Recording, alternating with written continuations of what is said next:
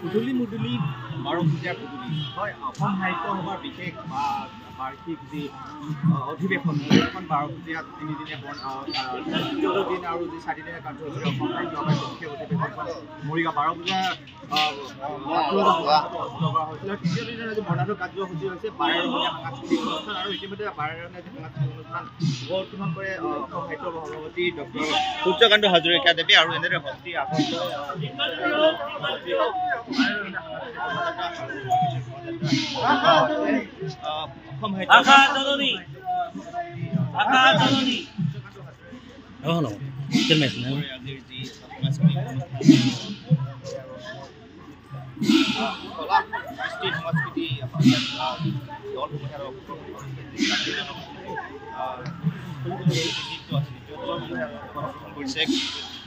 প্ৰায় 2,000 শিশুকে এই শোভাযাত্ৰাৰ অংশগ্ৰহণ কৰা দেখা পোৱা গৈছে আৰু যিহেতুকে আজি দ্বিতীয়টো দিন আজি যি বৰ্ণাঢ্য কাৰ্যসূচী আছিলে বাৰেৰহণীয়া সাংস্কৃতিক অনুষ্ঠান আৰু সাংস্কৃতিক অনুষ্ঠান ইতিমধ্যে ওলোৱা হৈছে আমাৰ লগত আছে আমি জানিব চেষ্টা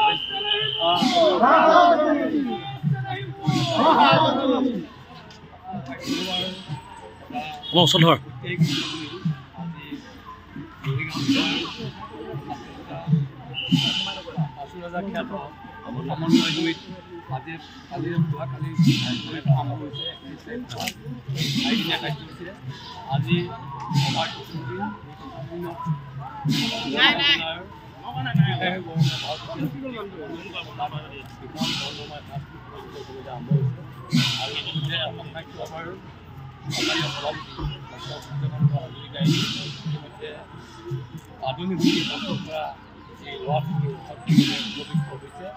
আৰু আমি দেখিছোঁ ইয়াতে বৰ্ণিল পৰিৱেশ ইতিমধ্যে সৃষ্টি হৈছে বাৰেৰহণীয়া বৰ্ণিল অসম সাহিত্য সভাৰ এই একাদশ বিশেষ বাৰ্ষিক অধিৱেশন তাৰ প্ৰতিফলিত হৈছে। আমি আশা কৰিছোঁ এই অধিৱেশন বাৰেৰহণীয়া বৰ্ণময় সংস্কৃতি আৰু উজ্জীৱিত হওক আৰু এই অধিৱেশন সফল কৰি তোলক তাৰে অনবদ্য অংশ আমি আমি সফল হ'বলৈ ইমানতে অংশগ্ৰহণ কৰিছোঁ। ইতিমধ্যে প্ৰায় বহুখিনি মানুহে অংশগ্ৰহণ কৰিছে প্ৰায় শতাধিক কিছু সাংস্কৃতিক ইয়াত অংশ লৈছে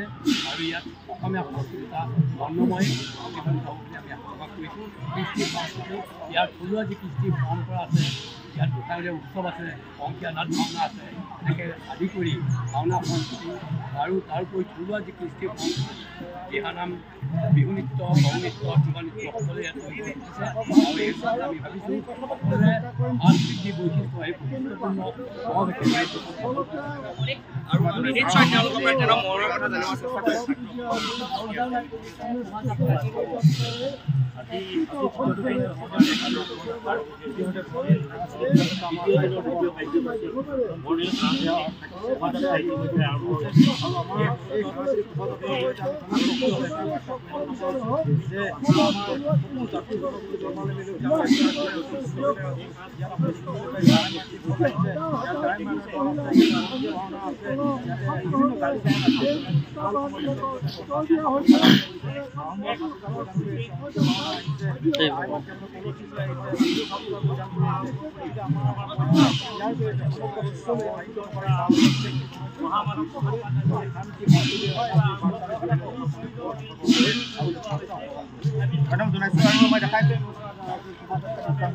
সংসদত এনেদৰে যি সদৌ সাহিত্য সভাৰ সভাপতি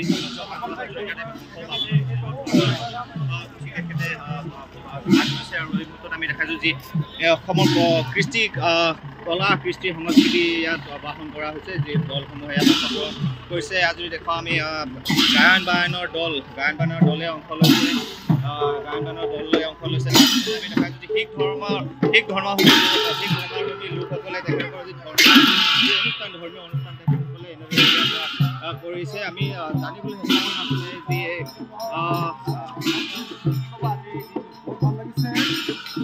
সমন্বয়ৰ ক্ষেত্ৰত আমি অসমীয়া শিক্ষকসকলে আজি সাংস্কৃতিক শোভাযাত্ৰা ধৰ্মীয় দিশত আমি আহিছোঁ। শিখ ধৰ্ম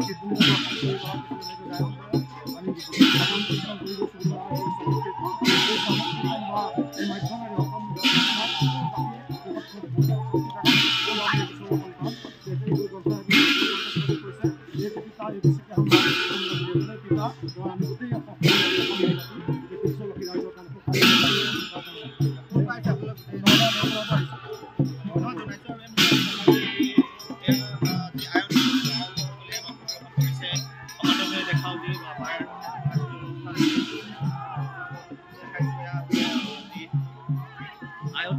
আয়তীসকলে সাংস্কৃতিক শোভাযাত্ৰাৰ অংশগ্ৰহণ কৰিছে আৰু এক দীঘলীয়া শাৰী দেখিবলৈ পোৱা গৈছে যিহেতুকে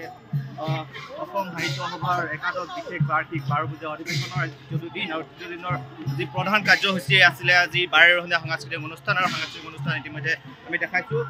মৰিগাঁও 12 পূজাৰ পৰা দৃষ্টান্ত দেখাইছোঁ এই মুহূৰ্তত এক দীঘলীয়া শাৰী দেখিবলৈ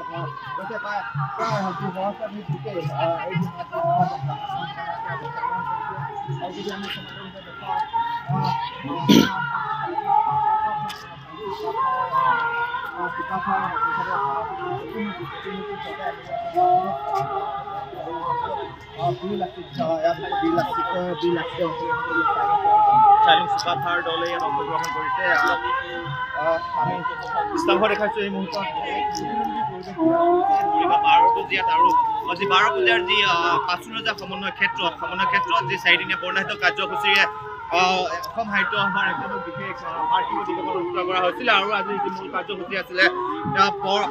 সাংস্কৃতিক অনুষ্ঠান আৰু সাংস্কৃতিক অনুষ্ঠান এনেদৰে প্ৰায় 5 বছৰ লোকে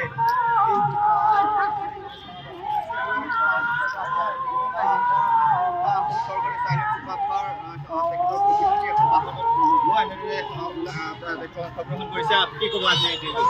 ভাল লাগিছে চিৰচনীৰ ভাষা জননী আমি 12 সমন্বয় ক্ষেত্ৰৰ পৰা